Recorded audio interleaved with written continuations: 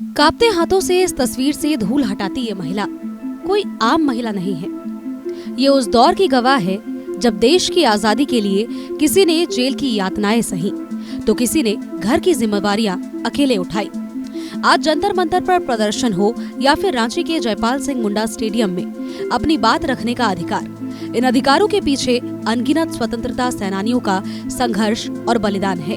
लेकिन आज इन्हीं में से एक स्वतंत्रता सेनानी की 90 वर्षीय विधवा अपने सम्मान और पेंशन के लिए सरकारी दरवाजों की ओर देख रही है। जरा उस दौर की कल्पना कीजिए, एक तरफ देश को आजाद कराने की लड़ाई और दूसरी तरफ घर में छोटा बच्चा, खाने की चिंता और पति के जेल में होने का दर्द। मुश्किलें कितनी भी हो, लेकिन आजादी की लड़ाई लड़ने वाले इन सेनानियों के हौसले कभी भी कमजोर नहीं पड़े।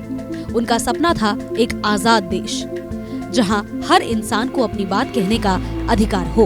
हम बताते थे, बहुत परेशानी उठाना पड़ा, बहुत कहाँ रहना पड़ा, भूखे प्यासे जेल गए हैं, मार पड़ा हुआ, यही सब।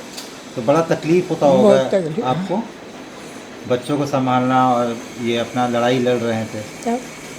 तब करते खुशी होता है अब कि हाँ इतने बड़े फ्रीडम फाइटर की आप पत्नी हो, बहुत खुशी होती है। सब कोई कर सकता है थोड़े, हाँ सब कोई थोड़े जी गया था, सब कोई कर सकता है। कोई तो जाने नहीं दिया अपने बाल बच्चा के। हाँ गया जो गया सो नाम कमाया, अभी वही अभी नाम होता है तो लोग को हिस्सा लगता है कि हम भी जाते हैं, ऐसे बोलता है सब। और संगी साथी बहुत को नहीं भी दिया था ना, वो लोग रमानंद तिवारी, ये सब तो यहाँ मीटिंग होता था, उन लोगों को मीटिंग होता था। वो यहाँ मीटिंग में आते थे, यहाँ मीटिंग इसी घर में होता था। अच्छा, जब ये जेल चले गए थे तो आप कैसे अब घर संभाले थे बच्चों को? किसी तरह संभाल दिया, क्या कीजिएगा ना, रहने से। और परिवार थे ना। अच्छा, बहुत बड़ा परिवार, फिर भी एक अंदर से तकलीफ होता होगा। आज वही संघर्ष इतिहास के पन्नों में सिमट सा गया है।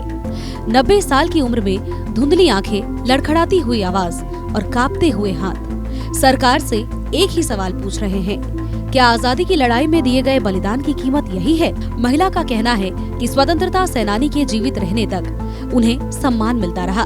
15 अगस्त, 26 जनवरी जैसे राष्ट्रीय पर्वों पर सरकारी कार्यक्रमों में बुलाया जाता था, लेकिन उनके पति के निधन के बाद धीरे धीरे सम्मान भी दूर होता गया और अब पेंशन भी बंद कर दिया गया है। मान सम्मान के नाम पर तो अब छलावा है, खाली छलावा है।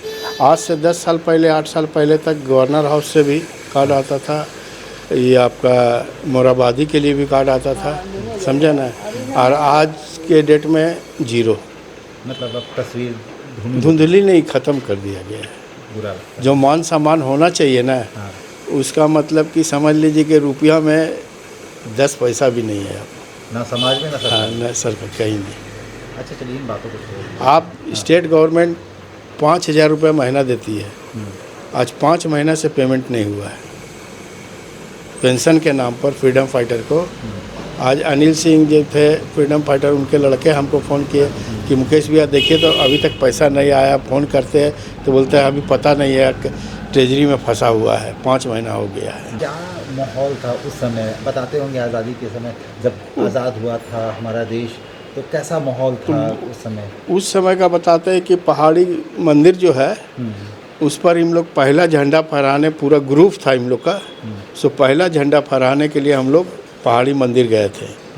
हैं उसमें श्याम किशोर साहू का परिवार, हम लोग का सब कोई, और इनके जितने मित्रगण थे, ये भागवत साहू, ब्रह्मदत्त शर्मा और संतू जालान, शालिग्राम गारोदिया वगैरह वगैरह, बहुत सारे मित्र थे हम लोग का, जो ग्रुप था हम लोग का, हम लोग पर आए थे।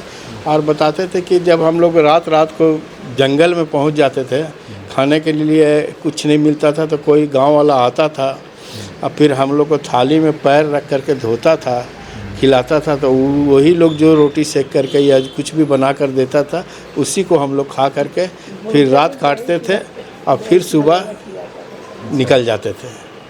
जिस देश की आजादी के लिए एक परिवार ने अपना सब कुछ, सुख चैन कुर्बान कर दिया, आज उसी परिवार को उसके हक के लिए इंतजार करना पड़ रहा है। तस्वीर पर जमी धूल तो ये महिला अपने कांपते हाथों से साफ कर देती है, लेकिन सवाल ये है कि क्या सरकार की यादों पर जमी हुई धूल कभी भी साफ हो पाएगी?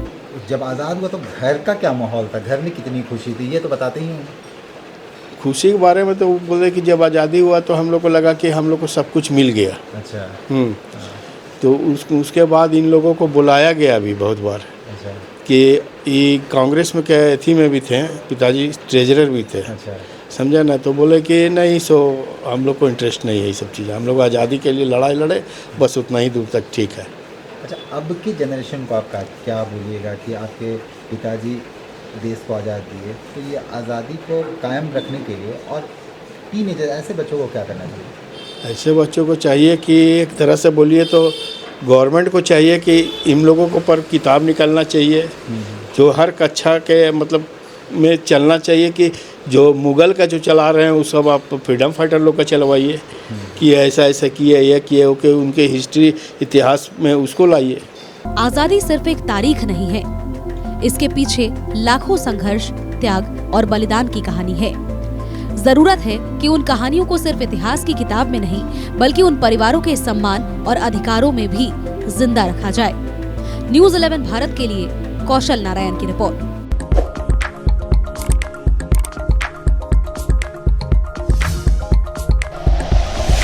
Like and share videos, subscribe करें हमारा चैनल और प्रेस करें बेल आइकॉन। न्यूज़ 11 भारत, सच है तो दिखेगा।